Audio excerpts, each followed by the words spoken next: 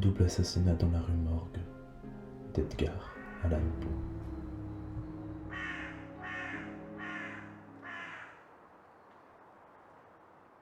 Je demeurai à Paris pendant le printemps et une partie de l'été 1918, et j'y fis la connaissance d'un certain Auguste Dupin. Ce jeune gentleman appartenait à une excellente famille, une famille illustre même, mais par une série d'événements malencontreux, il se trouva réduit à une telle pauvreté que l'énergie de son caractère y succomba, et qu'il cessa de se pousser dans le monde et de s'occuper du rétablissement de sa fortune. Grâce à la courtoisie de ses créanciers, il resta en possession d'un petit reliquat de son patrimoine, et sur la rente qu'il en tirait, il trouva moyen, par une économie rigoureuse, de subvenir aux nécessités de la vie sans s'inquiéter autrement des superfluités. Les livres étaient véritablement son seul luxe, et à Paris, on se les procure facilement. Notre première connaissance se fit dans un obscur cabinet de lecture de la rue de Montmartre, par ce fait fortuit que nous étions tous deux à la recherche d'un même livre, fort remarquable et fort rare. Cette coïncidence nous rapprocha. Nous nous vîmes toujours de plus en plus. Je fus profondément intéressé par sa petite histoire de famille qu'il me raconta minutieusement, avec cette candeur et cet abandon, ce sans-façon du moi qui est le propre de tout Français quand il parle de ses propres affaires. Je fus aussi fort étonné de la prodigieuse étendue de ses lectures, et par-dessus tout, je me sentis l'âme prise par l'étrange chaleur et la vitale fraîcheur de son imagination. Cherchant dans Paris objet qui faisait mon unique étude, je vis que la société d'un pareil homme serait pour moi un trésor inappréciable, et dès lors, je me livrai franchement à lui. Nous décidâmes enfin que nous vivrions ensemble tout le temps de mon séjour dans cette ville. Et comme mes affaires étaient un peu moins embarrassées que les siennes, je me chargeai de louer et de meubler dans un style approprié à la mélancolie fantasque de nos deux caractères, une maisonnette antique et bizarre que des superstitions dont nous ne dédaignâmes pas nous enquérir avaient fait déserter, tombant presque en ruine, et située dans une partie reculée et solitaire du faubourg Saint-Germain. Si la routine de notre vie dans ce lieu avait été connue du monde, nous eussions passé pour deux fous, peut-être pour des fous d'un genre inoffensif. Notre réclusion était complète, nous ne recevions aucune visite. Le lieu de notre retraite était resté un secret, soigneusement gardé pour mes anciens camarades, et il y avait plusieurs années que Dupin avait cessé de voir du monde et de se répandre dans Paris. Nous ne vivions qu'entre nous. Mon ami avait une bizarrerie d'humeur, car comment définir cela? C'était d'aimer la nuit pour l'amour de la nuit. La nuit était sa passion, et je tombais moi-même tranquillement dans cette bizarrerie, comme dans toutes les autres qui lui étaient propres, me laissant aller au courant de toutes ces étranges originalités, avec un parfait abandon.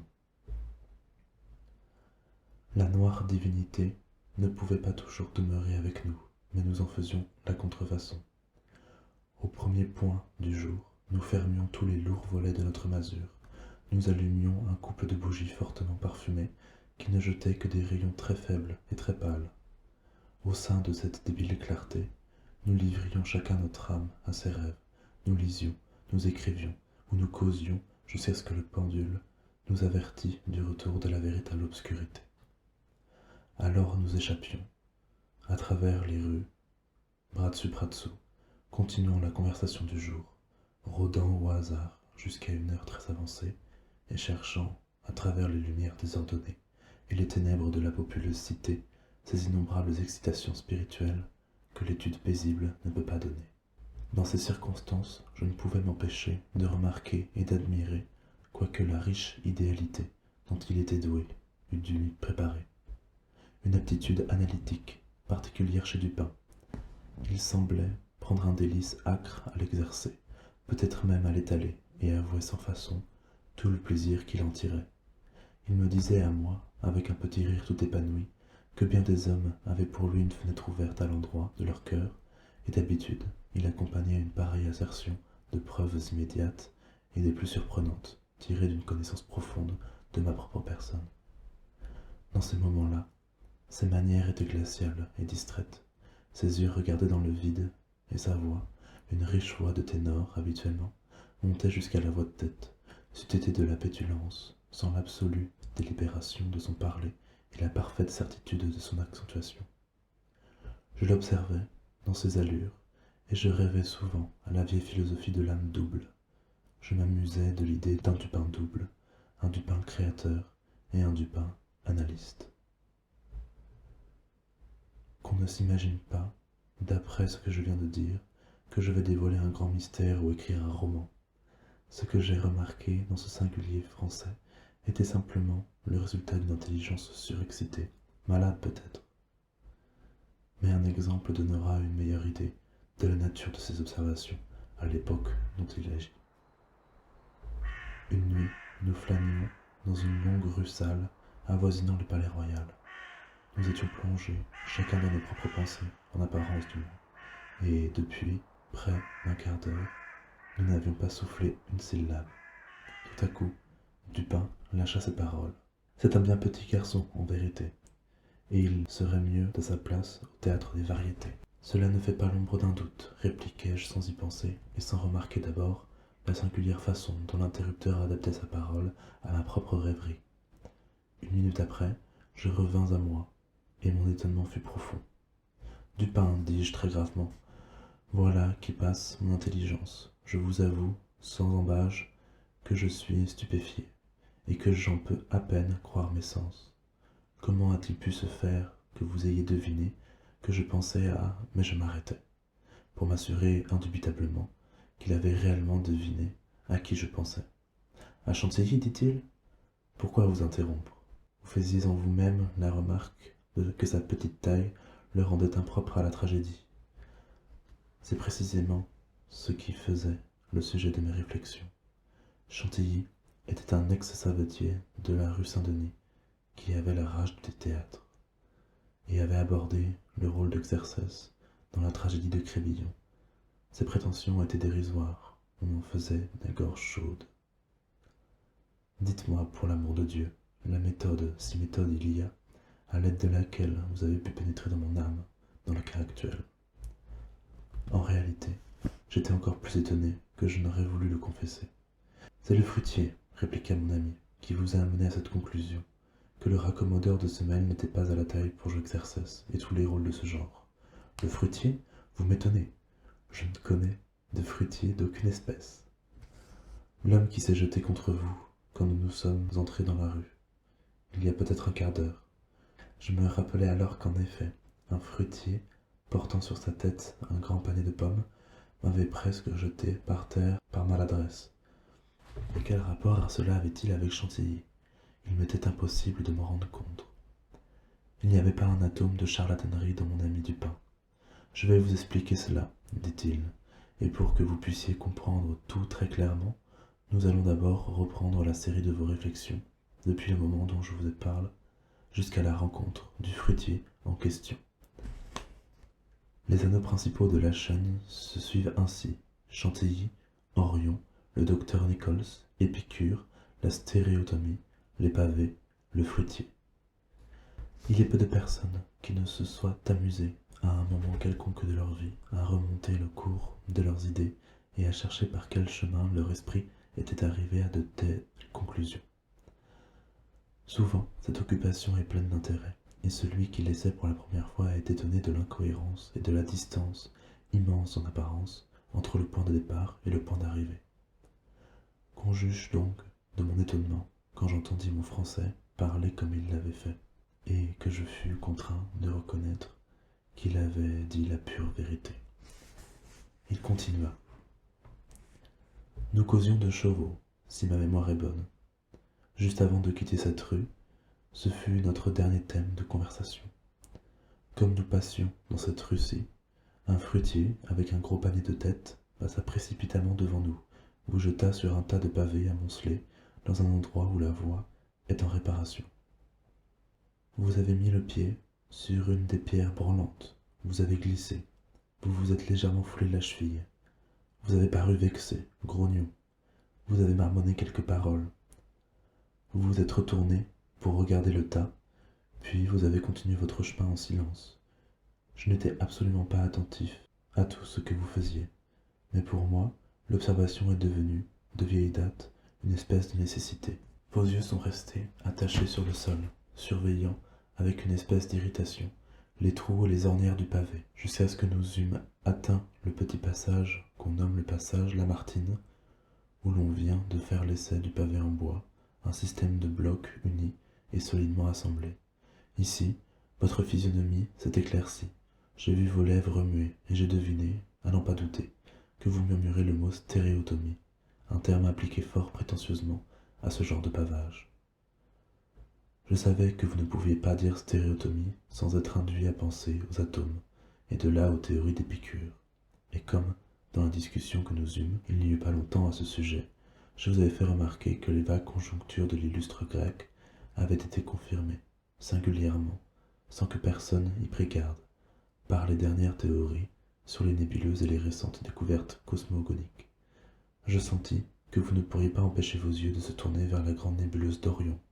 Je m'y attendais certainement. Vous n'y avez pas manqué, et je fus alors certain d'avoir strictement emboîté le pas dans vos rêveries. Or, dans cette boutade amère sur Chantilly, qui parut hier dans le musée, l'écrivain satirique, en faisant des allusions désobligeantes au changement de nom du savetier quand il a chaussé le cothurne, citait un vers latin dont nous avons souvent causé. Je veux parler du vers Preditit antiquum litera prima sonum. Je vous avais dit qu'il avait trait à Orion, qui s'écrivait primitivement Urion, et à cause d'une certaine acrimonie mêlée à cette discussion, j'étais sûr que vous ne l'aviez pas oublié.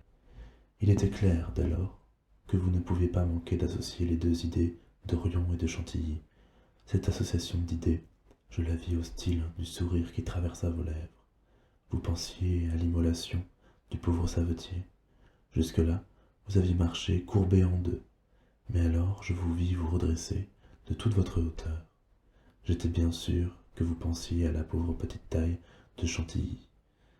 C'est dans ce moment que j'interrompis vos réflexions pour vous faire remarquer que c'est vraiment un pauvre petit avorton que ce Chantilly, et qu'il serait bien mieux à sa place au théâtre des variétés.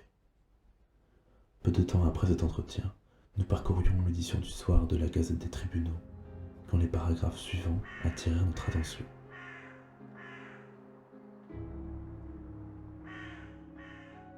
Double assassinat des plus singuliers. Ce matin, vers 3 heures, les habitants du quartier Saint-Roch furent réveillés par une suite de cris effrayants qui semblaient venir du 4e étage d'une maison de la rue Morgue, que l'on savait occupée, en totalité, par une dame de l'Espanaye et sa fille, mademoiselle Camille l'Espanaye. Après quelques retards causés par des efforts infructueux pour se faire ouvrir à l'amiable, la grande porte fut forcée avec 2 pinces et 8 ou 10 voisins entrèrent, accompagnés de 2 gendarmes. Cependant, les cris avaient cessé, mais au moment où tout ce monde arrivait pêle-mêle au 1er étage, on distingua 2 fortes voix, peut-être plus, qui semblaient se disputer violemment et venir de la partie supérieure de la maison. Quand on arriva au second palier, ces bruits avaient également cessé, et tout était parfaitement tranquille. Les voisins se répandirent de chambre en chambre, arrivés à une vaste pièce située sur le derrière, au 4e étage, et dont on força la porte qui était fermée avec la clé en dedans. Ils se trouvèrent en face d'un spectacle frappant. La chambre était dans le plus étrange des désordres, les meubles brisés et éparpillés dans tous les sens. Il n'y avait qu'un lit, les matelas en avaient été arrachés et jetés au milieu sur du parquet. Sur une chaise, on trouva un rasoir mouillé de sang. Dans l'âtre, 3 longues et fortes boucles de cheveux gris qui semblaient avoir été violemment arrachées avec leurs racines. Sur le parquet gisaient 4 Napoléons, une boucle d'oreille ornée d'une topaze, 3 grandes cuillères en argent, 3 plus petites en métal d'Alger, et 2 sacs contenant environ 4000 francs en or. Dans un coin, les tiroirs d'une commode étaient ouverts et avaient sans doute été mis au pillage, bien qu'on y ait trouvé plusieurs articles intacts. Un petit coffret de fer fut trouvé sous la literie. Il était ouvert, avec la clé dans la serrure. Il ne contenait que quelques vieilles lettres et d'autres papiers sans importance. On ne trouva aucune trace de madame L'Espanaye, mais on remarqua une quantité extraordinaire de suie dans le foyer. On fit une recherche dans la cheminée, et, quelque chose d'horrible à dire, on en tira le corps de la demoiselle, la tête en bas, qui avait été introduit de force et poussé par l'étroite ouverture jusqu'à une distance assez considérable. Le corps était tout chaud. En l'examinant, on découvrit de nombreuses excoriations, occasionnées sans doute par la violence avec laquelle il y avait été fourré, et qu'il avait fallu l'employer pour le dégager. La figure portait quelques fortes égratignures, et la gorge était stigmatisée par des meurtrissures noires et de profondes traces d'ongles, comme si la mort avait eu lieu par strangulation. Après un examen minutieux de chaque partie de la maison, qui n'amena aucune découverte nouvelle, les voisins s'introduisirent dans une petite cour pavée située sur les derrières du bâtiment. Là gisait un cadavre de la vieille dame, avec la gorge si parfaitement coupée que quand on essaya de le relever, la tête se détacha du tronc. Le corps, aussi bien que la tête, était terriblement mutilé, et celui-ci, à ce point qu'il gardait à peine une apparence humaine. Toute cette affaire reste un horrible mystère, et jusqu'à présent, on n'a pas encore découvert, que nous sachions, le moindre fil conducteur. Le numéro suivant portait ces détails additionnels. Le drame de la rue Morgue.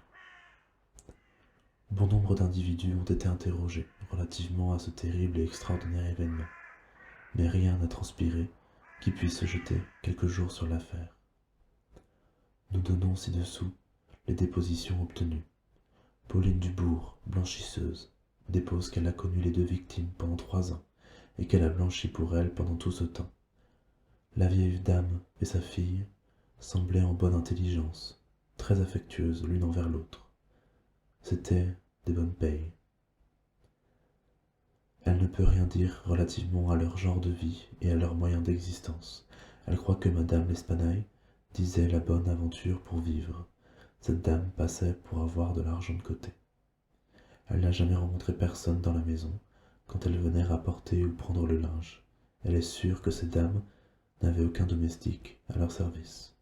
Il lui a semblé qu'il n'y avait de meubles dans aucune partie de la maison, excepté au 4e étage.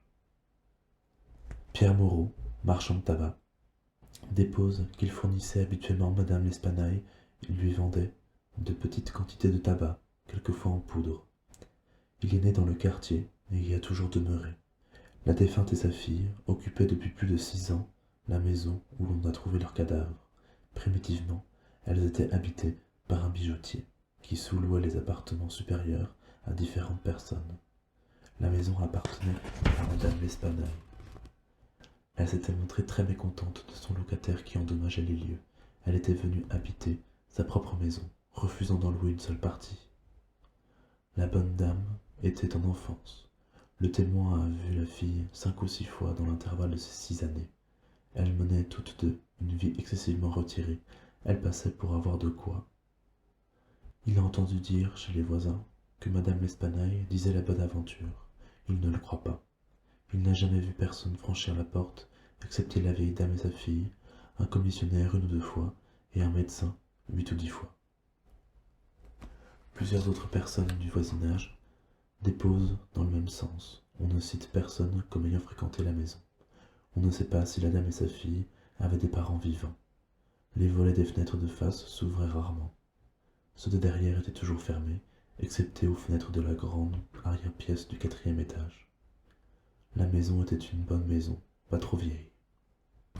Isidore Muset, gendarme, dépose qu'il a été mis en réquisition vers 3 heures du matin et qu'il a été trouvé à la grande porte 20 ou 30 personnes qui s'efforçaient de pénétrer dans la maison.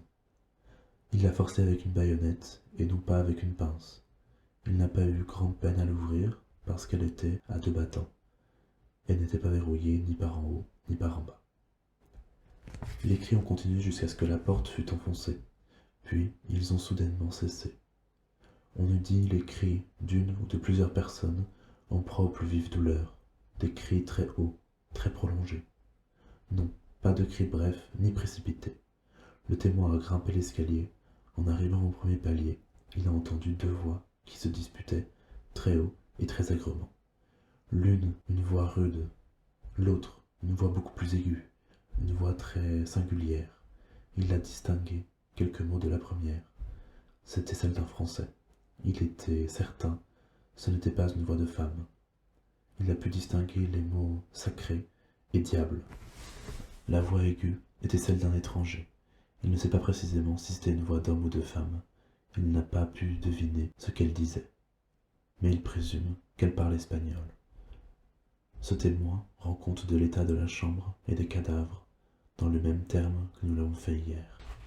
Henri Duval, un voisin et orfèvre de son état, dépose qu'il faisait partie du groupe de ceux qui sont entrés les premiers dans la maison, confirme généralement le témoignage de Muset. Aussitôt qu'ils se sont introduits dans la maison, ils ont refermé la porte pour barrer le passage à la foule qui s'amassait considérablement, malgré l'heure plus que matinale. La voix aiguë, à en croire le témoin, était une voix d'Italien. À coup sûr, ce n'était pas une voix française. Il ne sait pas au juste si c'était une voix de femme, cependant cela pourrait bien l'être. Le témoin n'est pas familiarisé avec la langue italienne, il n'a pu distinguer les paroles, mais il est convaincu, d'après l'intonation, que l'individu qui parlait était un Italien. Le témoin a causu Madame de l'Espanaye et sa fille. Il a fréquemment causé avec elle. Il est certain que la voix aiguë n'était celle d'aucune des victimes. Odenheimer, restaurateur. Ce témoin s'est offert de lui-même. Il ne parle pas français, et on l'a interrogé par le canal d'un interprète. Il est né à Amsterdam. Il passait devant la maison au moment des cris. Ils ont duré quelques minutes, 10 minutes peut-être. C'étaient des cris prolongés, très hauts, très effrayants, des cris navrants.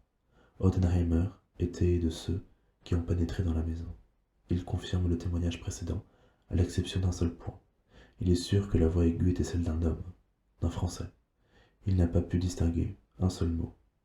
On parlait haut et vite, d'un ton inégal, et qui exprimait la crainte aussi bien que la colère. La voix était âpre. Il ne peut appeler cela précisément une voix aiguë. La grosse voix dit à plusieurs reprises « Sacré, diable » et une fois « Mon Dieu ». Jules Mignot, banquier de la maison Mignot, et fils rue de Lorraine. Il est l'aîné des Mignot. Madame l'Espanaye avait quelque fortune. Il lui avait ouvert un compte dans sa maison 8 ans auparavant, au printemps. Elle a souvent déposé chez lui de petites sommes d'argent. Il ne lui a rien délivré jusqu'au 3e jour avant sa mort, où elle est venue lui demander en personne une somme de 4000 francs. Cette somme lui a été payée en or, et un commis a été chargé de la lui porter chez elle. Adolphe Lebon, commis chez Mignot et fils, dépose que, le jour en question, vers midi, il a accompagné Madame l'Espanaye à son logis avec les 4000 francs, en 2 sacs. Quand la porte s'ouvrit, Mademoiselle l'Espanaye parut et lui prit des mains l'un des 2 sacs, pendant que la vieille dame le déchargeait de l'autre. Il les salua et partit. Il n'a vu personne dans la rue en ce moment. C'est une rue borgne, très solitaire. William Bird, tailleur, dépose qu'il est un de ceux qui se sont introduits dans la maison. Il est anglais. Il a vécu 2 ans à Paris. Il est un des premiers qui ont monté l'escalier. Il a entendu les voix qui se disputaient. La voix rude était celle d'un Français. Il a pu distinguer quelques mots, mais il ne se les rappelle pas. Il a entendu distinctement « sacré » et « mon Dieu ». C'était en ce moment un bruit comme de plusieurs personnes qui se battent, le tapage d'une lutte et d'objets que l'on brise. La voix aiguë était forte, plus forte que la voix rude. Il est sûr que ce n'était pas la voix d'anglais. Elle lui sembla une voix d'allemand, peut-être bien une voix de femme. Le témoin ne sait pas l'allemand. 4 des témoins ci-dessus mentionnés ont assigné de nouveau et ont déposé que la porte de la chambre où fut trouvé le corps de Mademoiselle l'Espanaye était fermée en dedans quand ils y arrivèrent. Tout était parfaitement silencieux, ni gémissement, ni bruit d'aucun espace. Après avoir forcé la porte, ils ne virent personne. Les fenêtres dans la chambre de derrière et dans celle de face étaient fermées et solidement assujetties en dedans. Une porte de communication était fermée, mais pas à clé. La porte qui conduit de la chambre du devant au corridor était fermée à clé, et la clé en dedans. Une petite pièce sur le devant de la maison, au 4e étage, à l'entrée du corridor, ouverte et la porte entrebâillée. Cette pièce était encombrée de vieux bois de lit et de mal. On a soigneusement dérangé et visité tous ces objets. Il n'y a pas un pouce d'une partie quelconque de la maison qui n'ait été soigneusement visité. On a fait pénétrer des ramoneurs dans les cheminées. La maison est à 4 étages, avec des mansardes. Une trappe qui donne sur le toit était condamnée et solidement fermée avec des clous. Elle ne semblait pas avoir été ouverte depuis des années. Les témoins varient sur la durée du temps écoulé entre le moment où l'on a entendu les voix qui se disputaient et celui où on a forcé la porte de la chambre. Quelques-uns l'évaluent très court, 2 ou 3 minutes, d'autres 5 minutes. La porte ne fut ouverte qu'à grande peine. Alfonso Garcio, entrepreneur de pompes funèbres, dépose qu'il demeure rue Morgue. Il est né en Espagne, il est un de ceux qui ont pénétré dans la maison. Il n'a pas monté l'escalier, il est le nerf très délicat et redoute les conséquences d'une violente agitation nerveuse. Il a entendu les voix qui se disputaient. La grosse voix était celle d'un Français. Il n'a pu distinguer ce qu'elle disait. La voix aiguë était celle d'un Anglais. Il en est bien sûr. Le témoin ne sait pas l'anglais, mais il juge d'après l'intonation. Alberto Montani, confiseur, dépose qu'il fut des premiers qui montèrent l'escalier. Il a entendu les voix en question. La voix rauque était celle d'un Français. Il a distingué quelques mots. L'individu qui parlait semblait faire des remontrances. Il n'a pas pu deviner ce que disait la voix aiguë. Elle parlait vite et par saccades. Il l'a prise pour la voix d'un Russe. Il confirme, en général, les témoignages précédents. Il est italien. Il avoue qu'il n'a jamais causé avec un Russe. Quelques témoins, rappelés, certifient que les cheminées dans toutes les chambres au 4e étage sont trop étroites pour livrer un passage à un être humain. Quand ils ont parlé de ramonage, ils voulaient parler de ces brosses en forme de cylindre dont on se sert pour nettoyer les cheminées. On fait passer ces brosses du haut en bas dans tous les tuyaux de la maison. Il n'y a sur le derrière aucun passage qui ait pu favoriser la fuite d'un assassin pendant que les témoins montaient l'escalier. Le corps de mademoiselle L'Espanaye était si solidement engagé dans la cheminée qu'il a fallu, pour le retirer, que 4 ou 5 témoins réunissent leurs forces. Paul Dumas, médecin, dépose qu'il a été appelé au point du jour pour examiner les cadavres. Ils gisaient tous les deux sur le fond de sangle du lit dans la chambre où avait été trouvée mademoiselle L'Espanaye. Le corps de la jeune femme était fortement meurtri et excorié. Cette particularité s'explique suffisamment par le fait de son introduction dans la cheminée. La gorge était singulièrement écorchée. Il y avait juste au-dessus du menton plusieurs égratignures profondes, avec une rangée de taches livides, résultant évidemment de la pression des doigts. La face était affreusement décolorée, et les globes des yeux sortaient de la tête. La langue était coupée à moitié. Une large meurtrissure se manifestait au creux de l'estomac, produite, selon toute apparence, par la pression d'un genou. Dans l'opinion de M. Dumas, mademoiselle L'Espanaye avait été étranglée par un ou plusieurs individus inconnus. Le corps de la mère était horriblement mutilé. Tous les os, de la jambe et du bras gauche, plus ou moins fracassés, le tibia gauche brisé en esquilles, ainsi que les côtes du même côté. Tout le corps affreusement meurtri et décoloré. Il était impossible de dire comment de pareils coups avaient été portés. Une lourde massue de bois ou une large pince de fer, une arme grosse, pesante et contondante, aurait pu produire de pareils résultats, et encore maniée par les mains d'un homme excessivement robuste. Avec n'importe quelle arme, aucune femme n'aurait pu frapper de tels coups. La tête de la défunte, quand le témoin la vit, était entièrement séparée du tronc, et, comme le reste, singulièrement broyée. La gorge, évidemment, avait été tranchée avec un instrument très affilé, très probablement un rasoir.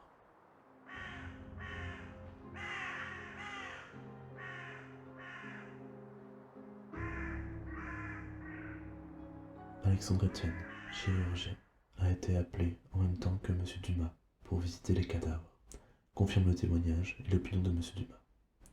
Quoique plusieurs autres personnes aient été interrogées, on n'a pu obtenir aucun autre renseignement d'une valeur quelconque.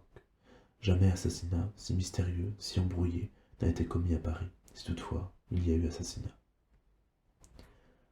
La police est absolument déroutée, cas fort inusité dans les affaires de cette nature. Il est vraiment impossible de retrouver le fil de cette affaire. L'édition du soir constatait qu'il régnait une agitation permanente dans le quartier Saint-Roch, que les lieux avaient été l'objet d'un second examen, que les témoins avaient été interrogés de nouveau, mais tout cela sans résultat. Cependant, dans un post-scriptum, annonçait qu'Adolphe Lebon, le commis de la maison de banque, avait été arrêté et incarcéré, bien que rien dans les faits déjà connus ne parût suffisant pour l'incriminer. Dupin semblait s'intéresser singulièrement à la marche de cette affaire, autant, du moins, que j'en pouvais juger par ses manières, car il ne faisait aucun commentaire. Ce fut seulement après que le journal eut annoncé l'emprisonnement de Lebon qu'il me demande quelle opinion j'avais relativement à ce double meurtre. Je ne pus que lui confesser que j'étais comme tout Paris, et que je ne le considérais comme un mystère insoluble. Je ne voyais aucun moyen d'attraper la trace du meurtrier. Nous ne devons pas juger des moyens possibles, dit Dupin, par cette instruction embryonnaire. La police parisienne, si vantée pour sa pénétration, est très rusée, rien de plus. Elle procède sans méthode, elle n'a pas d'autre méthode que celle du moment. On fait ici un grand étalage de mesures, mais il arrive souvent qu'elles sont si intempestives et si mal appropriées au but qu'elles font penser à M. Jourdain, qui se demandait sa robe de chambre pour mieux entendre la musique. Les résultats obtenus sont quelquefois surprenants, mais ils sont, pour la plus grande partie, simplement dus à la diligence et à l'activité, dans le cas où ces facultés sont insuffisantes, les plans ratent. Vidocq, par exemple, était bon pour deviner. C'était un homme de patience, mais sa pensée n'était pas suffisamment éduquée. Il faisait continuellement fausse route, par l'ardeur même de ses investigations. Il diminuait la force de sa vision en regardant l'objet de trop près. Il pouvait peut-être voir un ou deux points avec une netteté singulière, mais, par le fait même de son procédé, il perdait l'aspect de l'affaire prise dans son ensemble. Cela peut s'appeler le moyen d'être trop profond. La vérité n'est pas toujours dans un puits. En somme, quant à ce qui regarde les notions qui nous intéressent de plus près, je crois qu'elle est invariablement à la surface. Nous la cherchons dans la profondeur de la vallée, c'est du sommet des montagnes que nous la découvrirons. Quant à cet assassinat, faisons nous-mêmes un examen avant de nous former une opinion. Une enquête nous procurera de l'amusement. Et, en outre, Lebon m'a rendu un service pour lequel je ne veux pas me montrer ingrat. Nous irons sur les lieux, nous les examinerons nous-mêmes de nos propres yeux.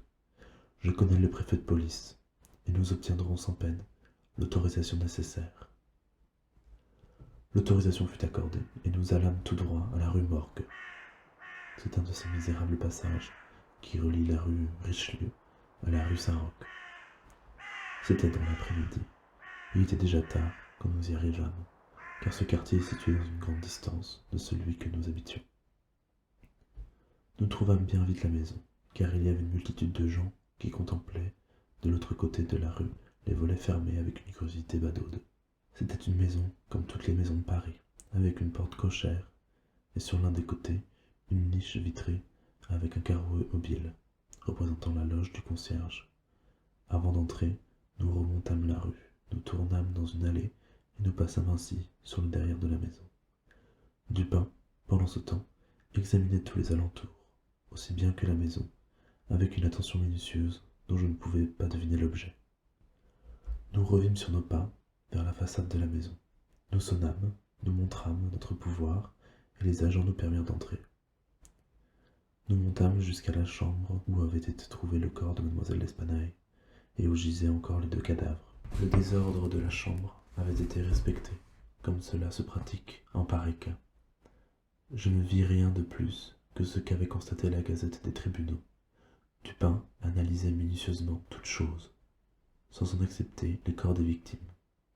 Nous passâmes ensuite dans les autres chambres, et nous descendîmes dans les cours, toujours accompagnés par un gendarme. J'ai dit que mon ami avait toutes sortes de bizarreries, et que je les ménageais.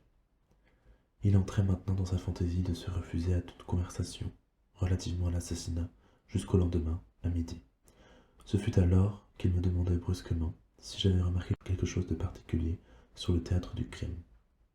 Il y eut, dans sa manière de prononcer le mot particulier, un accent qui me donna le frisson, sans que je susse pourquoi. Non, rien de particulier, dis-je. Rien autre du moins que ce que nous avons lu tous les deux dans le journal. La Gazette, reprit-il, n'a pas, je le crains, pénétré l'horreur insolite de l'affaire. Mais laissons là les opinions niaises de ce papier. Il me semble que le mystère est considéré comme insoluble par la raison même, qui devrait le faire regarder comme plus facile à résoudre. Je veux parler du caractère excessif sous lequel il apparaît. L'étrange désordre de la chambre, le corps fourré, la tête en bas, dans la cheminée, l'effrayante mutilation du corps de la vieille dame. Ces considérations, jointes à celles que j'ai mentionnées et à d'autres dont je n'ai pas besoin de parler, ont suffi pour paralyser l'action des agents du ministère et pour dérouter complètement leur perspicacité si vantée. Ils ont commis la très grosse et très commune faute de confondre l'extraordinaire avec l'abstru. Mais c'est justement en suivant cette déviation du cours ordinaire de la nature que la raison trouvera son chemin, si la chose est possible, et marchera vers la vérité. Dans des investigations du genre de celles qui nous occupent, il ne faut pas tant se demander comment les choses se sont passées, qu'étudier en quoi elles se distinguent de tout ce qui est arrivé jusqu'à présent. Bref, la facilité avec laquelle j'arriverai à la solution du mystère est en raison directe de son insolubilité apparente aux yeux de la police. Je fixai mon homme avec un étonnement muet. J'attends maintenant, continua-t-il en jetant un regard sur la porte de notre chambre. J'attends un individu qui, bien qu'il ne soit peut-être pas l'auteur de cette boucherie, doit se trouver en partie impliqué dans sa pénétration. Il est probable qu'il est innocent dans la partie la plus atroce du crime. J'espère ne pas me tromper dans cette hypothèse, car c'est sur cette hypothèse que je fonde l'espérance de déchiffrer l'énigme entière. J'attends l'homme ici, dans cette chambre, d'une minute à l'autre.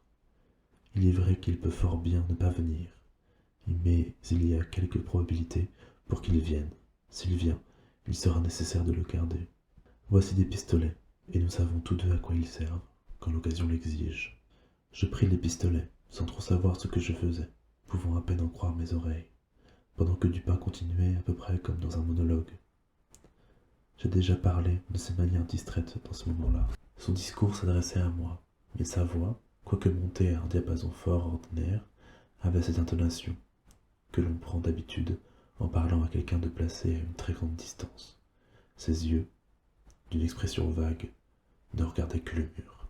Les voix qui se disputaient, disait-il, les voix entendues par les gens qui montaient l'escalier, n'étaient pas celles de ces malheureuses femmes. Cela est plus que prouvé par l'évidence. Cela nous débarrasse pleinement de la question de savoir si la vieille femme aurait assassiné sa fille et se serait ensuite suicidée. Je ne parle de ce cas que par amour de la méthode, car la force de Madame L'Espanaye eût été absolument insuffisante pour introduire le corps de sa fille dans la cheminée de la façon où il a été découvert, et la nature des blessures trouvées sur sa propre personne exclut entièrement l'idée d'un suicide. Le meurtre a donc été commis par des tiers, et les voix de ces tiers sont celles qu'on a entendues se quereller. Permettez-moi maintenant d'appeler votre attention, non pas sur les dépositions relatives à ces voix, mais sur ce qu'il y a de particulier dans ces dépositions. Y avez-vous remarqué quelque chose de particulier? Je remarquai que pendant que tous les témoins s'accordaient à considérer la grosse voix comme étant celle d'un Français, il y avait un grand désaccord relativement à la voix aiguë, ou comme l'avait défini un seul individu, à la voix âpre. Cela constitue l'évidence, dit Dupin. Mais non la particularité de l'évidence. Vous n'avez rien observé de distinctif. Cependant, il y avait quelque chose à observer. Les témoins, remarquez-le bien, sont d'accord sur la grosse voix là-dessus. Il y a unanimité. Mais relativement à la voix aiguë, il y a une particularité. Elle ne consiste pas dans leur désaccord, mais en ceci que, quand un Italien, un Anglais, un Espagnol, un Hollandais essayent de la décrire, chacun en parle comme une voix d'un étranger. Chacun est sûr que ce n'était pas la voix d'un de ses compatriotes. Chacun la compare non pas à la voix d'un individu dont la langue lui serait familière, mais justement au contraire, le français présume que c'était une voix d'espagnol, et il aurait pu distinguer quelques mots s'il était familiarisé avec l'espagnol. Le hollandais affirme que c'était la voix d'un français, mais il est établi que le témoin, ne sachant pas le français, a été interrogé par le canal de l'interprète. L'anglais pense que c'était la voix d'un Allemand, mais il n'entend pas l'allemand. L'espagnol est positivement sûr que c'était la voix d'un Anglais, mais il en juge uniquement par l'intonation, car il n'a aucune connaissance de l'anglais. L'italien croit à une voix russe, mais il n'a jamais causé avec un russe. Un autre Français, cependant, diffère du premier, et il est certain que c'était la voix d'un Italien.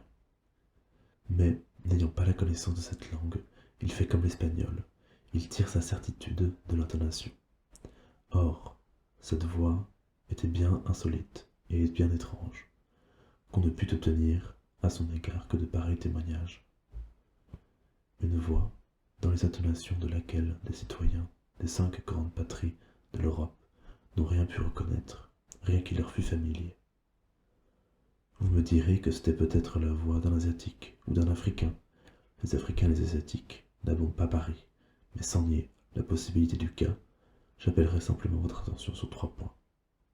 Ces témoins n'ont distingué aucune parole, aucun son ressemblant à des paroles.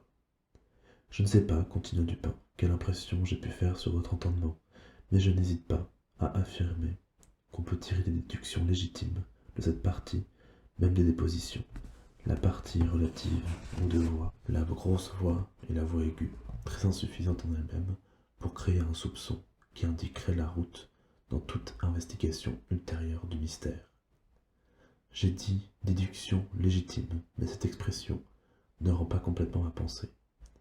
Je voulais faire entendre que ces déductions sont la seule convenable, et que ce soupçon en surgit inévitablement, comme le seul résultat possible. Cependant, de quelle nature est ce soupçon? Je ne vous le dirai pas immédiatement. Je désire simplement vous démontrer que ce soupçon était plus que suffisant pour donner un caractère décidé, une tendance positive à l'enquête que je voulais faire dans la chambre. Transportons-nous en imagination dans cette chambre. Quel sera le premier objet de notre recherche? Les moyens d'évasion employés par les meurtriers. Nous pouvons affirmer, n'est-ce pas, que nous ne croyons ni à l'un ni à l'autre aux événements surnaturels.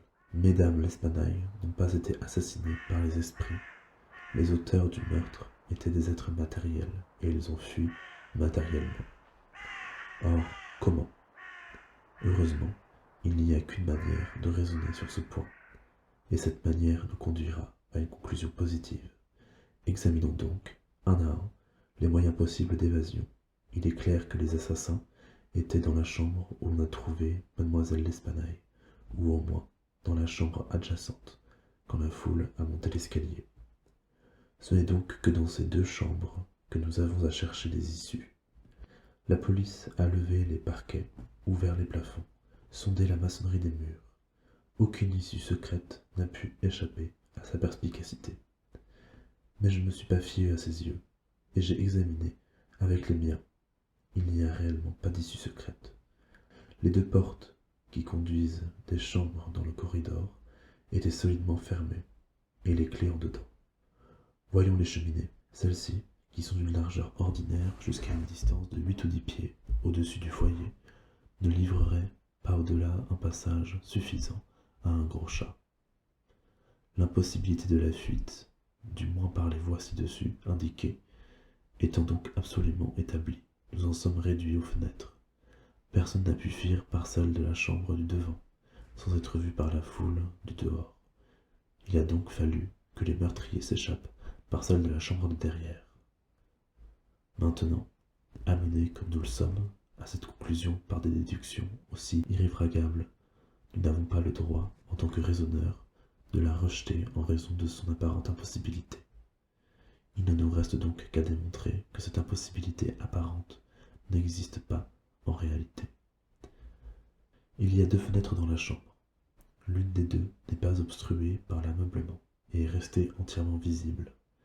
La partie inférieure de l'autre est cachée par le chevet du lit, qui est fort massif et qui est poussé tout contre. On a constaté que la première était solidement assujettie en dedans. Elle a résisté aux efforts les plus violents de ceux qui ont essayé de la lever.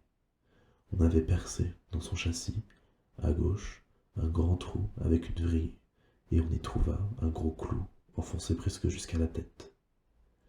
En examinant l'autre fenêtre, on y a trouvé fiché un clou semblable, et un vigoureux effort pour lever le châssis n'a pas eu plus de succès que de l'autre côté. La police était dès lors pleinement convaincue qu'aucune fuite n'avait pu s'effectuer par ce chemin. Il fut donc considéré comme superflu de retirer les clous et d'ouvrir les fenêtres. Mon examen fut un peu plus minutieux, et cela par la raison que je vous ai donnée tout à l'heure. C'était le cas, je le savais, où il fallait démontrer que l'impossibilité n'était qu'apparente. Je continuai à raisonner, ainsi, a posteriori. Les meurtriers s'étaient évadés par l'une de ces fenêtres.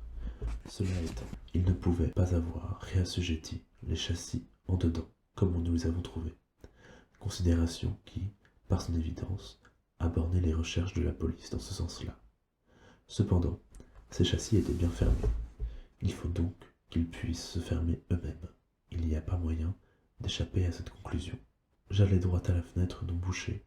Je retirai le clou avec quelques difficultés, et j'essayai de lever le châssis. Il a résisté à tous mes efforts, comme je m'y attendais. Il y avait donc, j'en étais sûr maintenant, un ressort caché, et ce fait, corroborant mon idée, me convainquit au moins de la justesse de mes prémices, quelque mystérieuses que m'apparussent toujours les circonstances relatives au clou. Un examen minutieux me fit bientôt découvrir le ressort secret. Je le poussai, et satisfait de ma découverte, je m'abstins de lever le châssis. Je remis alors le clou en place et l'examinai attentivement. Une personne passant par la fenêtre pouvait l'avoir refermé, et le ressort aurait fait son office, mais le clou n'aurait pas été replacé. Cette conclusion était nette et rétrécissait encore le champ de mes investigations. Il fallait que les assassins se fussent enfuis par l'autre fenêtre. En supposant donc que les ressorts des deux croisées fussent semblables, comme il était probable, il fallait cependant trouver une différence dans les clous, ou au moins dans la manière dont ils avaient été fixés. Je montai sur le fond de sangle du lit, je regardai minutieusement l'autre fenêtre par-dessus le chevet du lit. Je passai ma main derrière, je découvris aisément le ressort et je le fis jouer. Il était, comme je l'avais deviné, identique au premier. Alors j'examinai le clou. Il était aussi gros que l'autre, et fixé de la même manière, enfoncé presque jusqu'à la tête. Vous direz que j'étais embarrassé, mais si vous avez une pareille pensée, c'est que vous vous êtes mépris sur la nature de mes inductions. Pour me sévir d'un terme du jeu, je n'avais pas commis une seule faute, je n'avais pas perdu la piste un seul instant. Il n'y avait pas une lacune d'un anneau à la chaîne. J'avais suivi le secret jusque dans sa dernière phase, et cette phase, c'était le clou du spectacle. Il rassemblait, dis-je, sous tous les rapports, à son voisin de l'autre fenêtre. Il ressemblait, dis-je, sous tous les rapports, à son voisin de l'autre fenêtre. Mais ce fait, quelque concluant qu'il fût en apparence, devenait absolument nul en face de cette considération dominante, à savoir que là, à ce clou, finissait le fil conducteur. Il faut, me dis-je, qu'il y ait dans ce clou quelque chose de défectueux. Je le touchai, et la tête, avec un petit morceau de la tige, un quart de pouce environ, me resta dans les doigts. Le reste de la tige était dans le trou où elle s'était cassée. Cette fracture était fort ancienne, car les bords étaient incrustés de rouille, et elle avait été opérée par un grand coup de marteau, qui avait été enfoncé, en partie, la tête du clou dans le fond de châssis. Je rajustai soigneusement la tête avec le morceau qui le continuait, et le tout figura un clou intact. La fissure était inappréciable. Je pressai le ressort, je levai doucement la croisée de quelques pouces, la tête du clou vint avec elle, sans bouger de son trou. Je refermai la croisée, et le clou offrit de nouveau le semblant d'un clou complet. Jusqu'ici, l'énigme était débrouillée. L'assassin avait fui par la fenêtre qui touchait au lit. Qu'elle fût retombée d'elle-même après la fuite, ou qu'elle eût été fermée par une main humaine, elle était retenue par le ressort, et la police avait attribué cette résistance au clou. Aussi, toute enquête ultérieure avait été jugée superflue. La question maintenant était celle du mode de descente. Sur ce point, j'avais satisfait mon esprit dans notre promenade autour du bâtiment. À 5 pieds et demi environ de la fenêtre en question, court une chaîne de paratonnerres. De cette chaîne, il eût été impossible à n'importe qui d'atteindre la fenêtre, et à plus forte raison, d'entrer. Toutefois, j'ai remarqué que les volets du 4e étage étaient du genre particulier que les menuisiers parisiens appelaient ferrades. genre de volet fort peu usité aujourd'hui, mais qu'on rencontre fréquemment dans de vieilles maisons de Lyon ou de Bordeaux. Ils sont faits comme une porte ordinaire, à l'exception que la partie inférieure est façonnée à jour et treillissée, ce qui donne aux mains une excellente prise. Dans le cas en question, ces volets sont larges de 3 bons pieds et demi. Quand nous les avons examinés du derrière de la maison, ils étaient tous deux ouverts à moitié, c'est-à-dire qu'ils faisaient angle droit avec le mur. Il est présumable que la police a examiné comme moi les derrières du bâtiment, mais en regardant ces ferrades, dans le sens de leur largeur, elle n'a sans doute pas pris garde à cette largeur même, ou du moins elle n'y a pas attaché l'importance nécessaire. En somme, les agents, quand il a été démontré pour eux que la fuite n'avait pas pu s'effectuer de ce côté, ne leur ont appliqué qu'un examen fort succinct. Toutefois, il était évident pour moi que le volet appartenant à la fenêtre située au chevet du lit, si on le supposait rabattu contre un mur, se trouverait à 2 pieds de la chaîne du paratonnerre. Il était clair aussi que par l'effort d'une énergie et d'un courage insolites, on pouvait, à l'aide de la chaîne, avoir opéré une invasion par la fenêtre. Arrivé à cette distance de 2 pieds et demi, un voleur aurait pu trouver dans le treillage une prise solide. Il aurait pu, dès lors, en lâchant la chaîne, en assurant bien ses pieds contre le mur et en s'élançant vivement, tomber dans la chambre et attirer violemment le volet avec lui de manière à la fermer. Remarquez bien, je vous prie, que j'ai parlé d'une énergie très peu commune, nécessaire pour réussir dans une entreprise aussi difficile, aussi hasardeuse. Mon but est de vous prouver d'abord que la chose a pu se faire, et d'attirer votre attention sur le caractère très extraordinaire, presque surnaturel, de l'agilité nécessaire pour l'accomplir. Vous direz sans doute, en vous servant de la langue judiciaire, que, pour donner ma preuve a fortiori, je devrais plutôt sous-évaluer l'énergie nécessaire, dans ce cas, que réclamer son exacte estimation. C'est peut-être la pratique des tribunaux, mais cela ne rentre pas dans les us de la raison. Mon objet final, c'est la vérité. Mon but actuel, c'est de vous induire à rapprocher cette énergie tout à fait insolite, de cette voix si particulière, de cette voix aiguë, de cette voix saccadée, dont la nationalité n'a pas pu être constatée par l'accord de 2 témoins, et dans laquelle personne n'a saisi des mots articulés, des syllabisations. Vous voyez, dit-il, que j'ai transporté la question du mode de sortie au mode d'entrée. Il était dans mon plan de démontrer qu'elles se sont effectuées de la même manière et sur le même point. Retournons maintenant dans l'intérieur de la chambre. Examinons toutes les particularités. Les tiroirs de la commode, dit-on, ont été mis au pillage, et cependant, on y a trouvé plusieurs articles de toilette intacts. Cette conclusion est absurde, c'est une simple conjecture, une conjecture passablement niaise, et rien de plus. Comment pouvons-nous savoir que les articles trouvés dans les tiroirs ne représentent pas tout ce que les tiroirs contenaient? Madame l'Espanaye et sa fille menaient une vie excessivement retirée, ne voyaient pas le monde, sortaient rarement, avaient donc peu d'occasion de changer de toilette. Ceux qu'on a trouvés étaient au moins d'aussi bonne qualité qu'aucun de ceux que possédait vraisemblablement ces dames. Et si un voleur en avait pris quelques-uns, pourquoi n'aurait-il pas pris les meilleurs? Pourquoi ne les aurait-il pas tous pris? Bref, pourquoi aurait-il abandonné ses 4000 francs en or pour s'empêtrer d'un paquet de linge? L'or a été abandonné. La presque totalité de la somme désignée par le banquier Mignot a été retrouvée sur le parquet, dans les sacs. Je tiens donc à écarter de votre pensée l'idée saugrenue d'un intérêt, idée engendrée dans le cerveau de la police par les dépositions qui parlent d'argent délivré à la porte même de la maison. Des coïncidences 10 fois plus remarquables que celle-ci se présentent dans chaque heure de notre vie, sans attirer notre attention, même une minute. En général, les coïncidences sont de grosses pierres d'achoppement dans la route de ces pauvres penseurs mal éduqués qui ne savent pas le premier mot de la théorie des probabilités, théorie à laquelle le savoir humain doit ses plus glorieuses conquêtes et ses plus belles découvertes. Dans le cas présent, si l'or avait disparu, le fait qu'il avait été délivré 3 jours auparavant créerait quelque chose de plus qu'une coïncidence. cela corroborerait l'idée d'un intérêt.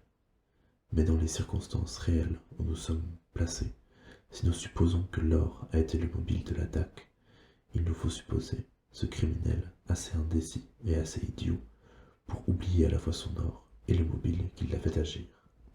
Mettez donc bien dans votre esprit les points sur lesquels j'ai attiré votre attention. Cette voix particulière, cette agilité sans pareille et cette absence frappante d'intérêt dans un meurtre aussi singulièrement atroce que celui-ci. Maintenant, examinons la boucherie en elle-même. Voilà une femme étranglée par la force des mains et introduite dans une cheminée, la tête en bas. Les assassins ordinaires n'emploient pas de pareils procédés pour tuer. Encore moins cachent-ils les cadavres de leurs victimes. Dans cette façon de fourrer le corps dans une cheminée, vous admettrez qu'il y a quelque chose d'excessif et de bizarre, quelque chose d'absolument inconciliable avec tout ce que nous connaissons en général des actions humaines, même en supposant que les auteurs fussent les plus pervertis des hommes.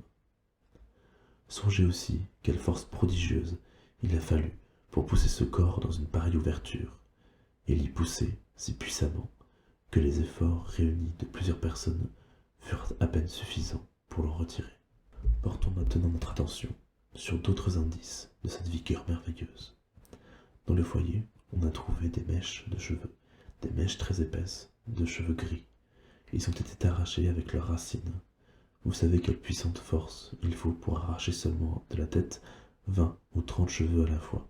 Vous avez vu les mèches en question aussi bien que moi. À leurs racines grumelées adhéraient des fragments de cuir chevelu, preuve certaine de la prodigieuse puissance qu'il a fallu déployer pour déraciner peut-être 500 000 cheveux d'un seul coup. Non seulement le cou de la vieille dame était coupé, mais la tête absolument séparée du corps. L'instrument était un simple rasoir. Je vous prie de remarquer cette férocité. Je ne parle pas des meurtrissures du corps de madame L'Espanaye. Monsieur Dumas et son honorable confrère, monsieur Étienne, ont affirmé qu'elles avaient été produites par un instrument contondant. Et en cela, ces messieurs furent tout à fait dans le vrai. L'instrument contondant a été évidemment le pavé de la cour sur laquelle la victime est tombée de la fenêtre qui donne sur le lit. Cette idée, quelque simple qu'elle apparaisse maintenant, a échappé à la police, par la même raison qui l'a empêché de remarquer la largeur des volets, parce que, grâce à la circonstance des clous, sa perception était hermétiquement bouchée à l'idée que les fenêtres eussent jamais pu être ouvertes. Si maintenant, subsidiairement, vous avez convenablement réfléchi au désordre bizarre de la chambre, nous sommes allés assez avant pour combiner les idées d'une agilité merveilleuse, d'une férocité bestiale, d'une boucherie sans motif, d'une grotesquerie dans l'horrible absolu, étrangère à l'humanité, et d'une voix dont l'accent est inconnu à l'oreille des hommes de plusieurs nations, d'une voix dénuée de toute syllabisation distincte et intelligible. Or, pour vous, qu'en ressort-il? Quelle impression ai-je faite sur votre imagination? Je sentis un frisson courir dans ma chair quand Dupin me fit cette question. Un fou, dis-je, aura commis ce meurtre. Quelque maniaque furieux, échappé à une maison de santé du voisinage. Pas trop mal, répliqua-t-il. Votre idée est presque applicable, mais les voix des fous, même dans les plus sauvages paroxysmes, ne sont jamais accordées avec ce qu'on dit de cette voix singulière entendue dans l'escalier. Les fous font partie d'une nation quelconque, et leur langage, pour incohérent qu'il soit dans leurs paroles, est toujours syllabifié. En outre, le cheveu d'un fou ne ressemble pas à celui que je tiens maintenant dans les mains. J'ai dégagé cette petite touffe des doigts rigides et crispés de madame L'Espanaye. Dites-moi ce que vous en pensez. Dupin, dis-je complètement bouleversé, ces cheveux sont bien extraordinaires, ce ne sont pas là des cheveux humains. Je n'ai pas affirmé qu'ils fussent tels, dit-il. Mais avant de nous décider sur ce point, je désire que vous jetiez un coup d'œil sur ce petit dessin. C'est un fac-similé qui représente ce que certaines dépositions définissent les meurtrissures noirâtres et les profondes marques d'ongles trouvées dans le cou de mademoiselle L'Espanaye, et que M. Dumas et M. Étienne appellent une série de taches livides, évidemment causées par l'impression des doigts. Vous voyez, continua mon ami, en déployant le papier sur la table, que ce dessin donne l'idée d'une poigne solide et ferme. Il n'y a pas d'apparence que les doigts aient glissé. Chaque doigt a gardé peut-être jusqu'à la mort la victime, la terrible prise qu'il s'était faite, et dans laquelle il s'est moulé. Essayez maintenant de placer tous vos doigts en même temps, chacun dans la marque analogue que vous voyez. J'essayais, mais inutilement. Il est possible, dit Dupin, que nous ne fassions pas cette expérience d'une manière décisive. Le papier est déployé sur une surface plane et la gorge humaine est cylindrique. Voici un rouleau de bois dont la circonférence est à peu près celle d'un cou. Étalez le dessin autour et recommençons l'expérience. J'obéis, mais la difficulté fut encore plus évidente que la première fois. Ceci, dis-je, n'est pas la trace d'une main humaine. Maintenant, dit Dupin, lisez ce passage de Cuvier. C'était l'histoire minutieuse, anatomique et descriptive du grand orang-outan, fauve des îles de l'Inde orientale. Tout le monde connaît suffisamment la gigantesque stature, la force et l'agilité prodigieuses, la férocité sauvage et les facultés d'imitation de ce mammifère. Je compris d'un seul coup tout l'horrible du meurtre. La description des doigts, dis-je, quand j'eus fini la lecture, s'accorde parfaitement avec le dessin. Je vois qu'aucun animal, excepté un orang-outan, n'aurait pu faire des marques telles que celles que vous avez dessinées. Cette touffe de poils fauves est aussi d'un caractère identique à celui de l'animal de Cuvier. Mais je ne me rends pas facilement compte des détails de cet effroyable mystère. D'ailleurs, on a entendu deux voix se démarquer, et l'une d'entre elles était incontestablement la voix d'un Français. C'est vrai, et vous vous rappelez une expression attribuée presque unanimement à cette voix, l'expression « mon Dieu ». Ces mots, dans les circonstances présentes, ont été caractérisés par l'un des témoins, le confiseur, comme exprimant un reproche et une remontrance. C'est donc sur ces deux mots que j'ai fondé l'espérance de débrouiller complètement l'énigme. Un Français a eu connaissance du meurtre, il est possible, il est même plus que probable, qu'il est innocent de toute participation à cette affaire sanglante. L'orang-outan a pu lui échapper. Il est possible qu'il ait suivi sa trace jusqu'à la chambre, mais que dans les circonstances terribles qui ont suivi, il n'ait pas pu s'emparer de lui. L'animal est encore libre. Je ne poursuivrai pas ses conjectures. Je n'ai pas le droit d'appeler ces idées d'un autre nom, puisque les ombres de réflexion qui leur servent de base sont d'une profondeur à peine suffisante pour être appréciées par ma propre raison, et je ne prétendrai pas qu'elles fussent appréciables pour une autre intelligence. Nous les nommerons donc des conjectures. Si le Français en question est, comme je le suppose, innocent de cette atrocité, cette annonce que j'ai laissée hier soir, pendant que nous retournions au logis dans les bureaux du journal Le Monde, l'amènera chez nous. Il me tendit un papier, et je lus. On a trouvé dans le bois de Boulogne, le matin du courant, de fort bonne heure, un énorme orang-outan, fauve, de l'espèce Bornéo. Le propriétaire, qu'on sait être un marin appartenant à l'équipage d'un navire maltais, peut retrouver l'animal, après en avoir donné un signalement satisfaisant, et rembourser quelques frais à la personne qui s'en est emparée et qui l'a gardé. S'adresser, rue du Faubourg Saint-Honoré, au 3e. Comment avez-vous pu, demandai-je à Dupin, comment avez-vous pu savoir que l'homme était un marin et qu'il appartenait à un navire maltais? Je ne le sais pas, dit-il. Je n'en suis pas sûr. Voici toutefois un petit morceau de ruban, qui, j'en juge par sa forme et par son aspect graisseux, a évidemment servi à nouer les cheveux en une de ces longues queues qui rendent les marins si fiers et si faraud. En outre, ce nœud est un de ceux que peu de personnes savent faire, excepté les marins, et il est particulier aux Maltais. J'ai ramassé le ruban au bas de la chaîne du paratonnerre. Il est impossible qu'il ait appartenu à l'une des deux victimes. Après tout, je me suis trompé en induisant de ce ruban que le Français est un marin appartenant à un navire maltais.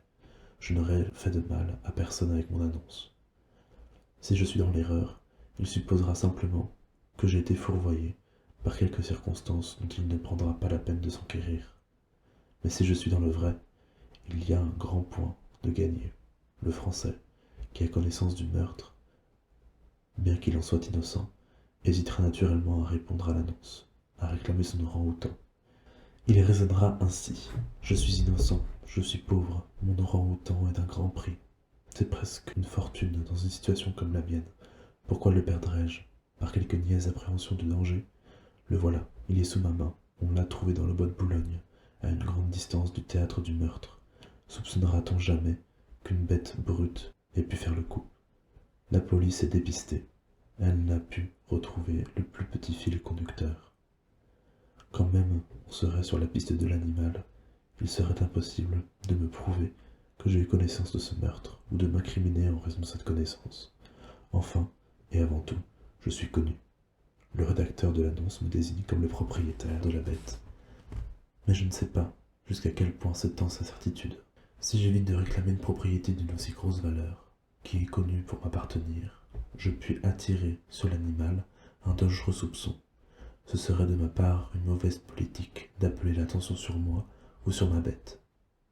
Je répondrai décidément à l'avis du journal, je reprendrai mon orang-outan et je l'enfermerai solidement jusqu'à ce que cette affaire soit oubliée. En ce moment, nous entendîmes un pas montant les escaliers. « Apprêtez-vous, dit Dupin. Prenez vos pistolets. Mais ne vous en servez pas. Ne les montrez pas avant un signal de moi. » Nous avions laissé ouverte la porte cochère, et le visiteur était entré sans sonner, et avait gravi plusieurs marches de l'escalier. Mais on eût dit qu'il hésitait. Nous l'entendions redescendre. Dupin se dirigea vivement vers la porte, quand nous l'entendîmes qui remontait. Cette fois, il ne battit pas en retraite, mais s'avança délibérément, et frappa à la porte de notre chambre. « Entrez, » dit Dupin d'une voix gaie et cordiale. Un homme se présenta. C'était évidemment un marin, un homme grand, robuste, musculeux, avec une expression d'audace, de tous les diables, qui n'était pas du tout déplaisante. Sa figure, fortement hâlée, était plus d'à moitié cachée par les favoris et la moustache. Il portait un gros bâton de chêne, mais ne semblait pas autrement armé. Il nous salua gauchement et nous souhaita le bonsoir avec un accent français, qui, bien que légèrement bâtardé de Suisse, rappelait suffisamment une origine parisienne. « Asseyez-vous, mon ami, dit Dupin. Je suppose que vous venez pour votre orang-outan. Sur ma parole, je vous l'envie presque. Il est remarquablement beau, et c'est sans doute une bête d'un grand prix. Quel âge lui donnez-vous » Le matelot aspira longuement, de l'air d'un homme qui se trouve soulagé d'un poids intolérable, et répliqua d'une voix assurée. « Je ne saurais trop vous dire. Cependant, il ne peut guère avoir plus de 4 ou 5 ans. Est-ce que vous l'avez ici ? Oh, non. Nous n'avions pas de lieu commode pour l'enfermer. Il est dans une écurie de manège, près d'ici, rue du Bourg. Vous pourrez l'avoir demain matin. Ainsi, vous êtes en mesure de prouver votre droit de propriété. Oui, monsieur, certainement. Je serais vraiment peiné de m'en séparer, dit Dupin. Je n'entends pas, dit l'homme, que vous ayez pris tant de peine pour rien. Je n'y ai pas compté. Je paierai volontiers une récompense à la personne qui a retrouvé l'animal. Une récompense raisonnable, s'entend. Fort bien, répliqua Dupin. Tout cela est fort juste en vérité. Voyons. Que donneriez-vous bien? Je vais vous le dire. Voici quelle sera ma récompense. Vous me raconterez tout ce que vous savez relativement aux assassinats de la rue Morgue. Dupin prononça ces derniers mots d'une voix très basse et fort tranquillement. Il se dirigea vers la porte avec la même placidité, la ferma et mit la clé dans sa poche. Il tira alors un pistolet de son sein et le déposa sans le moindre émoi sur la table. La figure du marin devint pourpre, comme s'il en était aux agonies d'une suffocation. Il se dressa sur ses pieds et se saisit son bâton. Mais une seconde après, il se laissa retomber sur son siège, tremblant violemment et la mort sur le visage. Il ne pouvait articuler aucune parole. Je le plaignais du plus profond de mon cœur. « Mon ami, » dit Dupin d'une voix pleine de bonté, « vous vous alarmez sans motif, je vous assure. Nous ne voulons vous faire aucun mal. Sur mon honneur de galant homme et de Français, nous n'avons aucun mauvais dessein.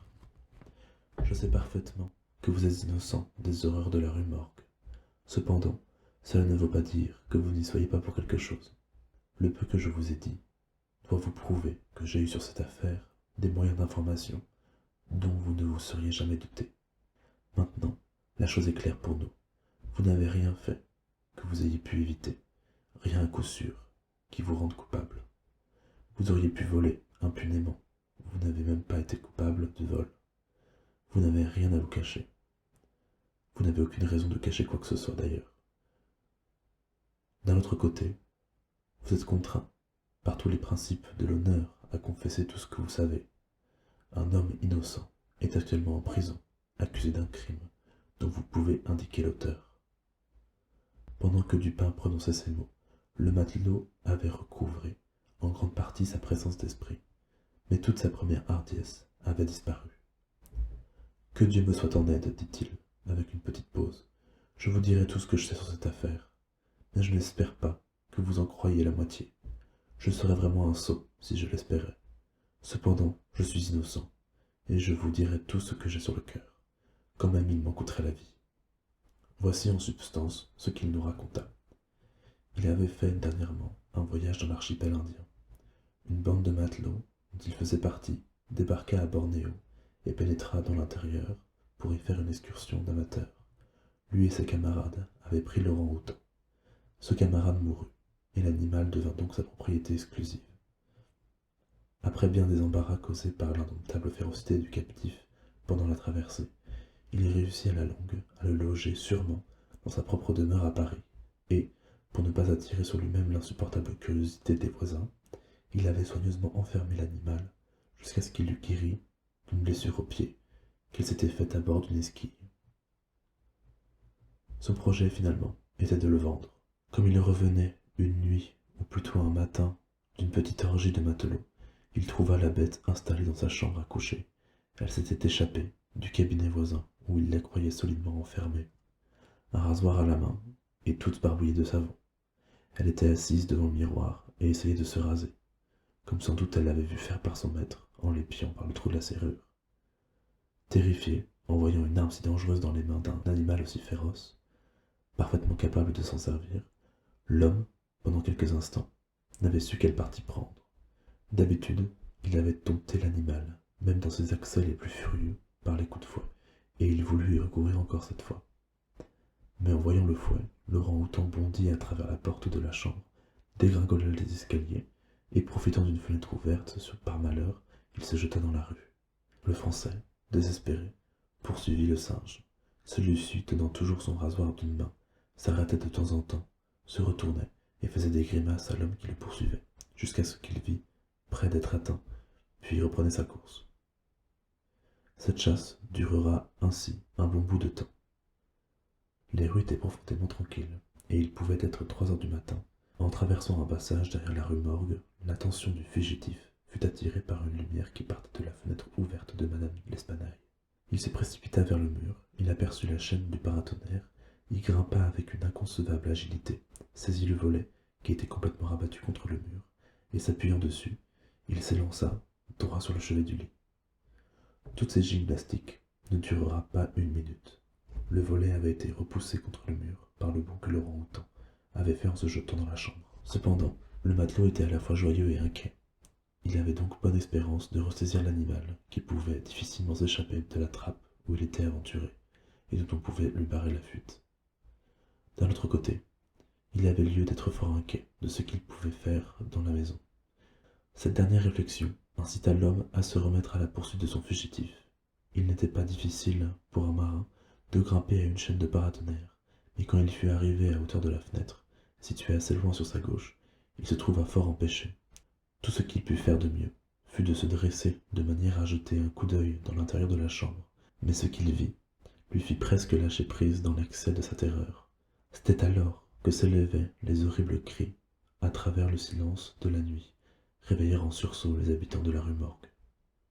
Madame L'Espanaye et sa fille, vêtues de leur toilette de nuit, étaient sans doute occupées à ranger quelques papiers dans le coffret de fer dont il a été fait mention, et qui avait été traîné au milieu de la chambre. Il était ouvert, et tout son contenu était éparpillé sur le parquet.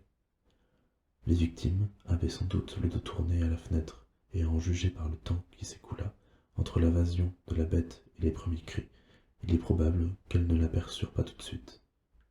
Le claquement du volet a pu être vraisemblablement attribué au vent. Quand le matelot regarda dans la chambre, le terrible animal avait empoigné madame L'Espanaye par ses cheveux, qui étaient trop épars et qu'elle peignait, et il agitait le rasoir autour de sa figure, en imitant les gestes d'un barbier. La fille était par terre, immobile, elle s'était évanouie. Les cris et les efforts de la vieille dame, pendant lesquels les cheveux lui furent arrachés de la tête, eurent pour effet de changer en fureur les dispositions probablement pacifiques de l'orang-outan. D'un coup rapide de son bras musculeux, il sépara presque la tête du corps. La vue du sang transforma sa fureur en frénésie. Il grinçait des dents, il lançait du feu par les yeux. Il se jeta sur le corps de la jeune personne, il lui ensevelit ses terribles griffes dans la gorge et les y laissa jusqu'à ce qu'elle fût morte. Ses yeux, égarés et sauvages, tombèrent en ce moment sur le chevet du lit, au-dessus duquel il put apercevoir la face de son maître, paralysé par l'horreur.